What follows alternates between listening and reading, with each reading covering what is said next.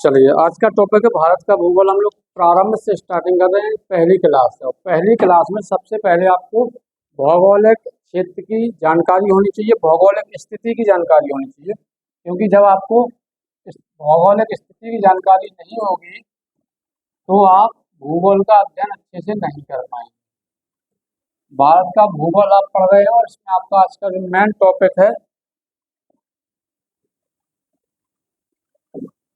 Topic है वो है भौगोलिक स्थिति। क्या है? भौगोलिक स्थिति। भौगोलिक स्थिति के लिए आपको मैप का ज्ञान होना बहुत आवश्यक है। ठीक है, तो सबसे पहले हम तीन चार बिंदुओं पर फोकस करेंगे। उसके बाद हम लोग क्या करेंगे, आगे बढ़ेंगे। जैसे आपने भारत का नक्शा बना दिया है,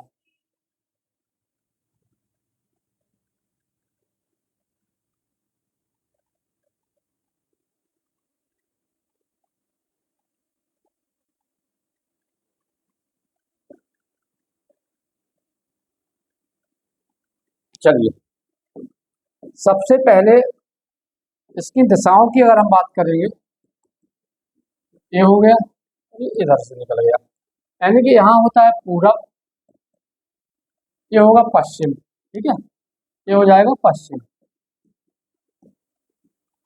उत्तर होगा यहाँ पे और दक्षिण जाएगा यहाँ पे।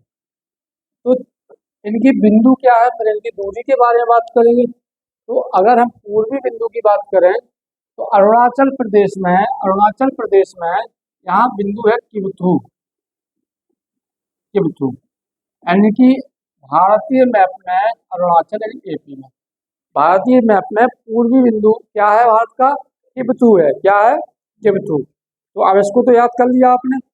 इसके बाद अगर हम पश्चिमी बिंदु की तरफ जाएंगे, ये गुजरात में पड़ता है, क्योंकि ये वाला भाग जो आपका है गुजरात कहा जाता है। तो गुजरात में क्या हो जाएगा, इसको कहा जाता है गौर माता या गौ माता। गौर माता या गौ माता। गौर माता या गौ माता किसको? पश्चिमी बिंदु को कहा जा रहा है। भारतीय नक्शे में उत्तरी बिंदु का नाम है इंदिरा कौल। इधर जो है कश्मीर में पड़ता है आपका, इसका नाम है इंदिरा कौल। ठीक है, कहाँ है ये? ठीक है, यानी पूर्वी बिंदु जो है आपका, ठीक है, दिख रहा है? ओके, पूर्वी बिंदु हो गया किप्थू, पश्चिमी बिंदु गौर माता या गौ माता, उत्तरी बिंदु इंदिरा कौल, दक्षिणी बिंदु जो आपका है वो क्या हो जाएगा, कन्याकुमारी में पड़ जाता है, ये हो जाएगा इंदिरा पॉइंट। इंदिरा पॉइंट। तो चारों बिंदु आपको क्लियर हो गए, पूर्वी बिंदु, पश्चिमी बिंदु, उत्तरी बिंदु और दक्षिणी बिंदु। इसके साथ साथ अगर हम बात कर लेंगे कि जो भारत का नक्शा है, भारत का क्षेत्रफल है, वो कितने में फैला हुआ है, तो टोटल मैप की बात कर लेंगे। यहाँ पे आप लिख सकते हैं क्षेत्रफल जो हमारा है भारत के नक्शे का 32.8, कितना जा रहा है, लाख वर्ग किलोमीटर में फैला हुआ है। 32.8 लाख वर्ग किलोमीटर,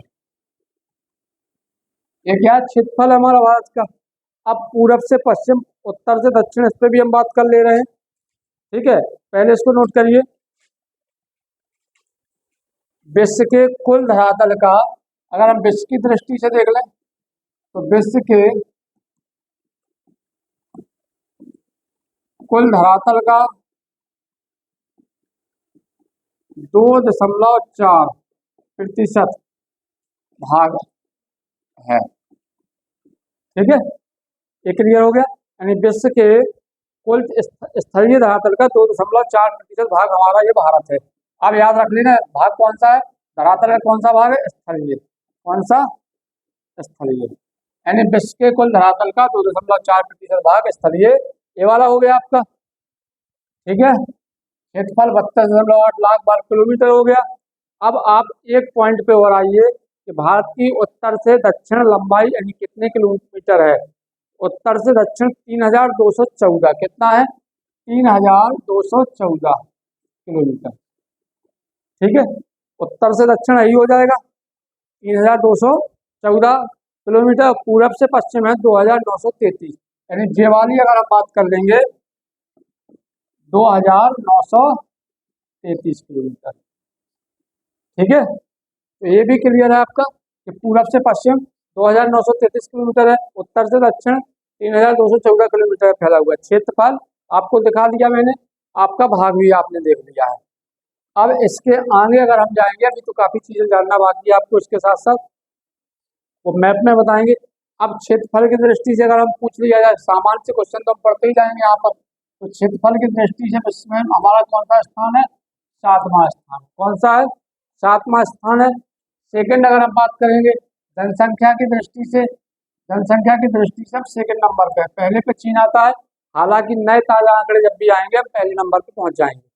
ठीक है, 2011 की जनगणना के अनुसार हम विश्व में जनसंख्या में दूसरे नंबर पर हैं। 2011 की जनगणना के अनुसार बात कर रहे हैं हम लोग। इसके साथ साथ भारत की मुख्य भूमि का विस्तार कहाँ से सबको पता है, वो लद्दाख से आपका कहाँ तक फैला हुआ है, तमिलनाडु तक। अगर हम यहाँ पे लास्ट बात कर लेंगे तो यहाँ क्या है, कश्मीर के तरफ लद्दाख है, तो लास्ट इधर दक्षिण में क्या पड़ जाता है, तमिलनाडु। ठीक है, तो आपका उत्तरी राज्य कौन सा, लद्दाख जा रहा है, दक्षिणी राज्य कौन सा जा रहा है, तमिलनाडु जा रहा है, अरुणाचल प्रदेश से गुजरात तक फैला हुआ है। ये क्लियर है। इसके साथ साथ सबसे ज्यादा अगर हम सीमा, तो हम आगे जाएंगे, भारत की स्थलीय सीमा की रेखा कितनी है लगभग, तो स्थलीय सीमा भारत की जो है 15,200 है, 15,200। भारत की स्थलीय सीमा कितनी जा रही है, स्थलीय सीमा, स्थलीय सीमा की हम बात कर ले 15,200 किलोमीटर। 15,200 किलोमीटर क्या है, हमारी स्थलीय सीमा है। और अगर इसके साथ हम समुद्री तट रेखा जोड़ देंगे तो 7,516.6, 7,516.6। इसमें क्या है, तटीय सीमा जुड़ गई है, तटीय प्लस स्थलीय। ठीक है, 7,516.6, इतना क्लियर है। नोट करते जाना साथ में, बाद में फिर आपको मौका नहीं मिलेगा।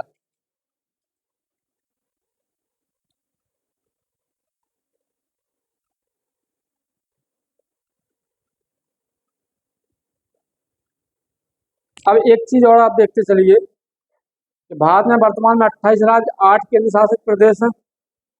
ये क्लियर है, ये वाला पूरा हो गया। आगे बढ़े, मानक समय रेखा की बात कर लें, कभी उनको आगे बढ़ेंगे, लेकिन आपको हिंट दे रहे हैं। जब आप भारत के नक्शा में सारे राज्य दर्शा देते हैं तो आपका यहाँ उत्तर प्रदेश से सीधी मानक समय रेखा निकलती है, और आपकी कर्क रेखा आपकी सीधी 8 राज्यों से होकर निकल जाती है। तो सारे वो अभी हम अगले जो आगे अभी समझाएंगे उस चीज को, इतना आप कवर करते जाइए। अगला पॉइंट आप लिख सकते हैं, अगर एक क्वेश्चन और बनता कि भौगोलिक दृष्टि से भारत कौन कहाँ पर स्थित है, तो अगर भौगोलिक दृष्टि से हम लोग देखेंगे तो भारत कहाँ है, उत्तरी गोलार्ध में। कहाँ है, उत्तरी गोलार्ध में स्थित है भारत। कहाँ है, उत्तरी गोलार्ध में। क्वेश्चन अगर पेपर में आ जाता है कि भारत किस गोलार्ध में स्थित है, तो भारत उत्तरी गोलार्ध में स्थित है। कहाँ पर स्थित है, उत्तरी गोलार्ध में स्थित है। एक पॉइंट और लिख सकते हैं इसमें आप कि भारत का मुख्य भूभाग उत्तरी अक्षांश कितना है। उत्तरी अक्षांश की तरफ जाएंगे तो हम सीधा यहाँ पे प्लस बना के कर दे रहे हैं, नक्शा में आप समझ जाना। ठीक है, तो उत्तरी जो हमारा है, उत्तरी 8°4। ठीक, दक्षिण, ठीक है, और उत्तरी अक्षांश कहाँ से, 37°6', यहाँ से यहाँ तक फैला हुआ है। ठीक है, यानी कि आपका 8, ऐसा भी बोल सकते हो कि 8°8'4" उत्तरी अक्षांश से 37 लिखा, 37°6' उत्तरी अक्षांश तक फैला होगा। ये कहा है उत्तरी अक्षांश, क्या है, उत्तरी अक्षांश, ये इसकी स्थिति है। ठीक है, ये इसकी क्या है, स्थिति है।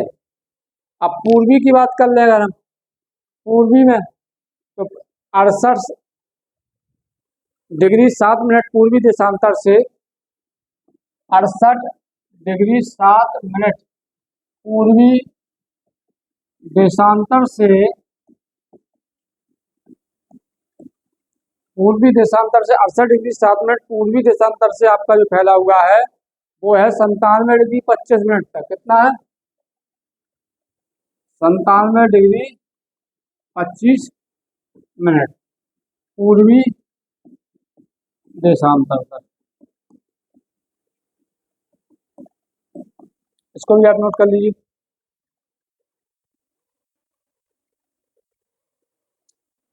कर्क रेखा हमने पीछे आपको बता दिया था, कर्क रेखा कितने राज्यों से होकर निकलती है। तो कर्क रेखा कितने राज्य हैं, 8 राज्य हैं। ठीक है, कर्क रेखा कितने हैं, 8 राज्य। अब 8 राज्य में कौन कौन से हैं उनको आप लिख सकते हैं।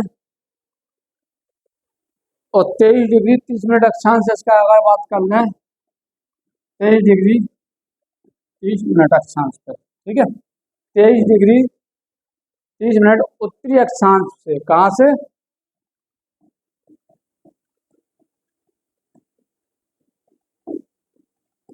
अब कर्क रेखा आप यहीं से स्टार्टिंग कर लीजिए। सबसे पहले कहाँ है, गुजरात में है, फिर कहाँ है, मध्य प्रदेश है आपका। ठीक है, ऐसे नोट करते जाइए। आप बोल रहे हैं गुजरात, राजस्थान भी आएगा इसके पहले, राजस्थान, मध्य प्रदेश,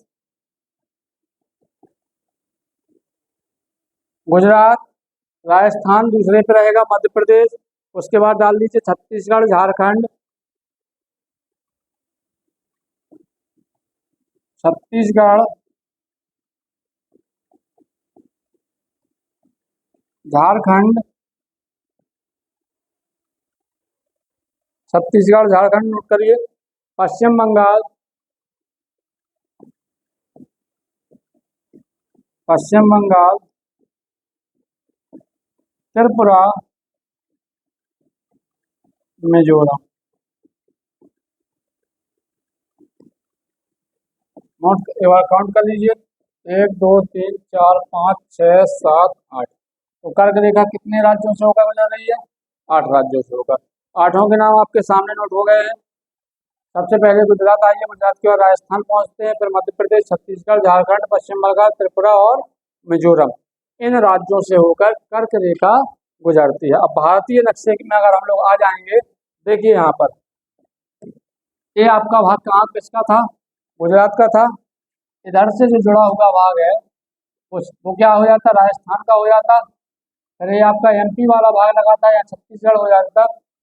सेम कंडीशन में हमारे राज्य बढ़ जाते, यानी कि आपका गुजरात, राजस्थान, मध्य प्रदेश, छत्तीसगढ़, झारखंड, पश्चिम बंगाल, त्रिपुरा और मिजोरम, इन राज्यों से होकर कर्क रेखा गुजरती है।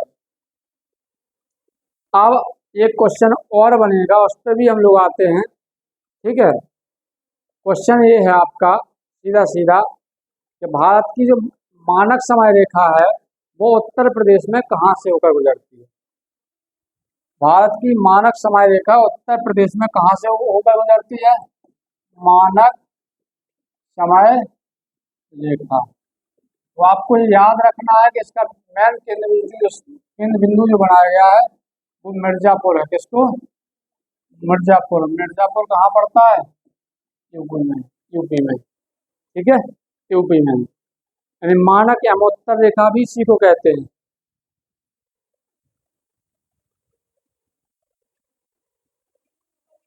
है क्या, इसको या मानक एवं रेखा कहते हैं।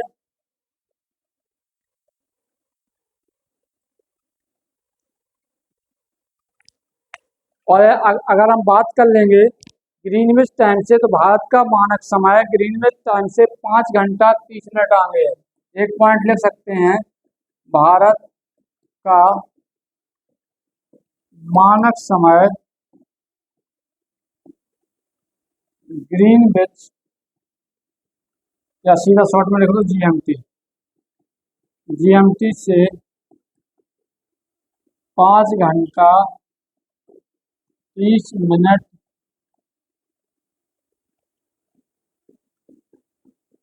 आगे है, 5 घंटा 30 मिनट आगे है। ठीक है, इसी 5 घंटा 30 मिनट हमारे घड़ी की सुई में इतना अंतर पड़ेगा, अभी आगे समझाएंगे कैसे अंतर होता है, कैसे गोलार्ध घूमता है, वो अगले चैप्टर में मिलेगा आपको। एक पॉइंट और डालिए इसमें, सारे, अब एक काम आपको करना है, अच्छे से पढ़ना है इसमें, तो सारे राज्यों की राजधानी आप स्वयं नोट करेंगे, सारे राज्यों की स्थापना वर्ष आप स्वयं नोट करेंगे। घर पर अगर आप अच्छे से पढ़ना है, भूगोल को सीखना है, तो एक ये होमवर्क है। क्या होमवर्क रहेगा? होमवर्क में क्या करना है आपको, एक भारत का क्या ले लेना है, भारत का मैप ले लेना है, और इस मैप में आपको दो चीजें माननी है कि जहां पर जो राज्य है, राज्य स्थापना वर्ष, स्थापना वर्ष और राजधानी, ये तीन चीजें अगर आप मैप में भरते हो तो आपका एक चैप्टर वैसे ही कंप्लीट हो जाएगा। यानी राज्य है तो उसकी राजधानी क्या है, और उसका पुनर्गठन कब हुआ, वह राज्य कब बना स्वतंत्रता के बाद। तो ये तीन काम आपको घर से करने हैं, इसके आगे और चीज हम समझते हैं। अब एक चीज और आपको ये जाननी है कि आखिर भारत के पड़ोसी देशों के साथ कौन कौन मतलब सीमा स्पर्श करती है। चलिए हम उसी तो ओर चलते हैं। पहले एक चीज जानेंगे कि क्षेत्रफल में शीर्ष भारत के राज्य कह सकते हो, ऐसे कौन से राज्य हैं जो क्षेत्रफल में सबसे ज्यादा हैं। जब क्षेत्रफल की बात आती है तो आंखें बंद करके भी आप बोलोगे तो राजस्थान रेगिस्तान का इलाका आ जाता है। तो सबसे ज्यादा क्षेत्रफल वाला अगर कोई राज्य है तो उसका नाम है राजस्थान। क्या है? राजस्थान।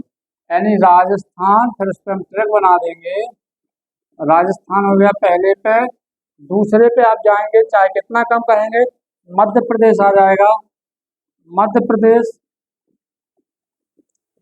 तीसरे पे महाराष्ट्र,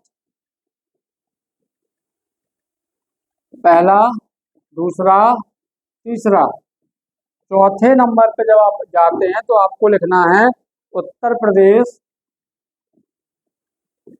5वें नंबर पे गुजरात।